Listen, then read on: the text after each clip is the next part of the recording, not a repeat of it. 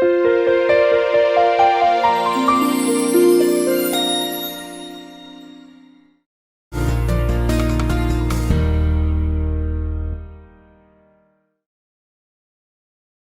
انشا کا سفرنامہ۔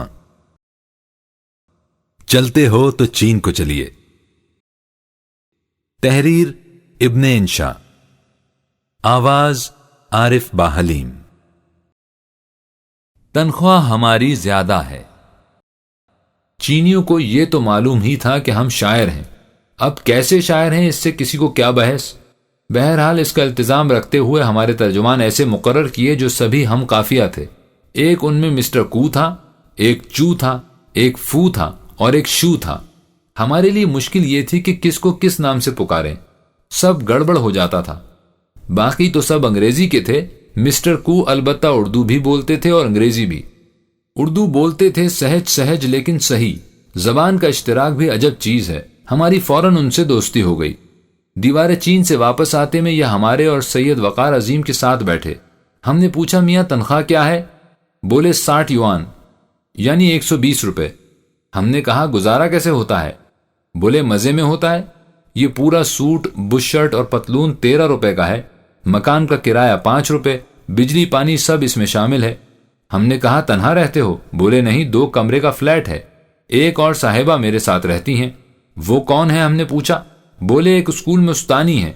ہم نے سوچا لیجئے بے راہ روی کی ایک مثال تو سامنے آئی۔ رازداری سے پوچھا میاں اس سے عشق وشق بھی جھاڑتے ہوگے؟ آخر کو نوجوان آدمی ہو۔ شرما کر بولا جی ہاں جھاڑتا تو ہوں، وہ میری بیوی ہے۔ حد تیرے کی کہہ کر ہم تو چپ ہو گئے۔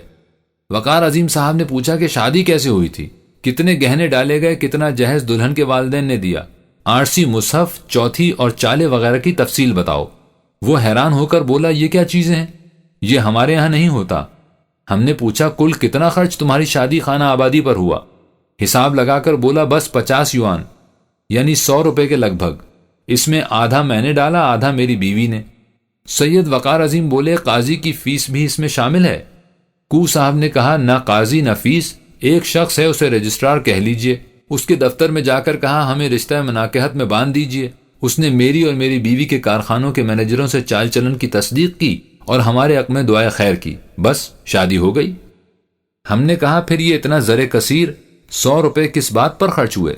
بولے وہ اجی ایک جوڑا اپنا بنایا، ایک دلہن کو دیا، میرا جوڑا انہوں نے بنوایا، ان کا میں نے۔ اس کے بعد ہم نے دعوت کی، لوگوں کو مٹھائی کھلائی۔ ہم نے پوچھا دلہن کے والدین اور ظالم سماج کا اس کہانی میں ذکر نہیں آیا؟ کو نے کہا ظالم سماج کو تو میں نہیں جانتا کون صاحب ہیں، ہاں ان کے والدین سے رضامندی ضرور لی تھی، ہمارے ہاں بالعموم لی جاتی ہے اور وہ عموماً اجازت دے ہی دیتے ہیں۔ چو سے ہم نے ایک موقع پر احوال پوچھا تو وہ بولا کہ میرا باپ فلاں شہر میں ایک فیکٹری میں کام کرتا ہے، 60 یوان یعنی 120 روپے تنخواہ پاتا ہے۔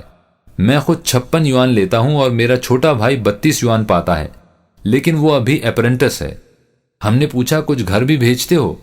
کہنے لگے ہاں ماں کو پیسے بھیجتا ہوں اور پڑھتا بھی ہوں، BA پاس کر لیا ہے۔ ہم نے کہا اس کا بھی خاصا خرچ ہوگا؟ معلوم ہوا کہ اس کا خرچ نہیں، پڑھائی مفت ہے۔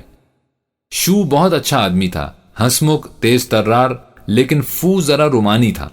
خدا جانے پیر حسام الدین راشدی صاحب نے کیسے تاڑ لیا کہ مریض عشق ہے۔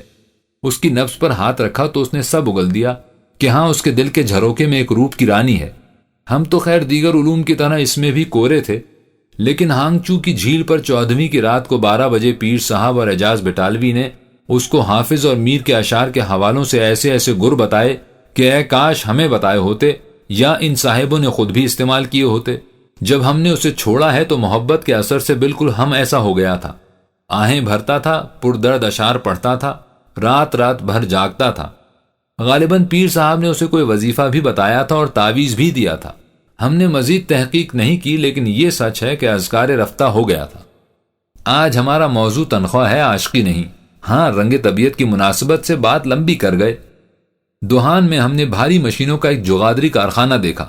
فرلانگوں لمبی دیو ہیکل عمارتوں میں دیو ہیکل مشینیں بھری تھیں۔ کل کام کرنے والوں کی تعداد 7000 ہے اور یہ ایک فیکٹری دراصل 20 فیکٹریوں کا مجموعہ ہے۔ ان 7000 میں 1600 عورتیں ہیں اور اوسط عمر 27 سال۔ باقی تفصیلات جاننی ہو تو ہمارے دوست ڈاکٹر وحید قریشی سے رجوع کیجیے۔ وہ ریسرچ کے آدمی ہیں، اگر کوئی آدمی چھینکتا بھی تھا تو وہ اس میں نوٹ کر لیتے تھے۔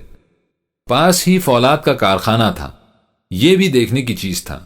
لوہا پگھلتا، ڈھلتا، زرمیں کھاتا، ٹھنڈا ہوتا اور غلام بنتا، سب دیکھا۔ اس میں 3,500 آدمی کام کرتے ہیں۔ اوسط تنخواہ 65 یوان یعنی 130 روپے ہے۔ ڈائریکٹر کو 150 یوان ملتے ہیں۔ ہم نے پوچھا سب سے زیادہ تنخواہ کون پاتا ہے یہاں؟ معلوم ہوا مینیجر صاحب ہیں، 180 یوان لیتے ہیں۔ پتا چلا کہ چو این لائی اور لیو شاو چی کی تنخواہیں 350 یوان فی کس ہیں۔ صدر ماؤ زے تنگ البتہ بیش قرار مشاہرہ پاتے ہیں، 400 یوان۔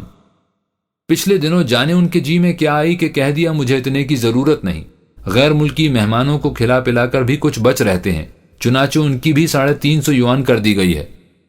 معلوم ہوا کہ یہاں کے لوگ تنخواہ خود ہی گھٹاتے بڑھاتے ہیں۔ جب کسی کی کوئی بچہ ہو یا کوئی اور خرچ بڑھا تو کارخانے یا اس شعبے کے لوگ جلسہ کرتے ہیں اور کہتے ہیں کہ ہاں بھائی ان صاحب کی پگار بڑھاؤ، چنانچہ بڑھ جاتی ہے۔ یہاں آ کر ہم نے اپنی بہن سے ذکر کیا تو بولی واہ یہ چین ہے جس کی آپ اتنی تعریفیں کرتے ہیں، ماؤ زے تنگ سے زیادہ تو تنخواہ آپ ہی کی ہے۔ ہم نے کہا ہم سے زیادہ تنخواہ فلاں صاحب کی نہیں کیا، حالانکہ وہ ہم سے بھی زیادہ نالائق ہیں۔ اس پر وہ چپ ہو گئیں۔ کھانے تو ہم نے بہت کھائے، ایک سے ایک پرتکلف 16 کورسوں کے قدحے میز پر آتے تھے، لیکن جو مزہ اس قیمے کے نمکین مسالے دار بند میں آیا جو ہم نے دوحان کی سٹیل فیکٹری میں مزدوروں کی کینٹین سے ایک آنے میں خرید کر کھایا، اس کا مزہ کبھی نہ بھولے گا۔ ہم یہ دیکھنا چاہتے تھے کہ یہ لوگ کھاتے کیا ہیں۔ اس ایک بند میں خوشبو، لذت، سبھی کچھ بند تھا۔ ایک پیالہ سوپ کا اور اس کے ساتھ ایک آنے کا بند۔ آپ بہت کھانے والے ہیں تو 2 لے لیجئے، چاول بھی لے سکتے ہیں۔ یہاں بھی گرم پانی کی ٹنکی چڑھی تھی، کھاتے جاؤ اور اپنے اپنے مگ بھر کے پیتے جاؤ۔ چین میں یہ لوگ اتنے محتاط تھے کہ ہمارے لیے کچن ہی الگ ہوتا تھا۔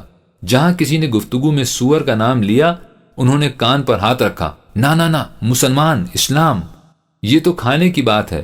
فیلکس گرین نے ایک کارخانے میں دیکھا کہ اس کے ہیئر کٹنگ سیلون میں مسلمانوں کے لیے تولیے الگ، کینچیاں الگ، استرے الگ۔ کیا مجال جو کسی اور کا استرا کسی مسلمان کے بالوں کو چھو جائے۔ شہرت یہ ہے کہ مسلمان بہت صفائی پسند ہوتے ہیں۔ یہ سچ ہے تو بڑی خوشی کی بات ہے، ورنہ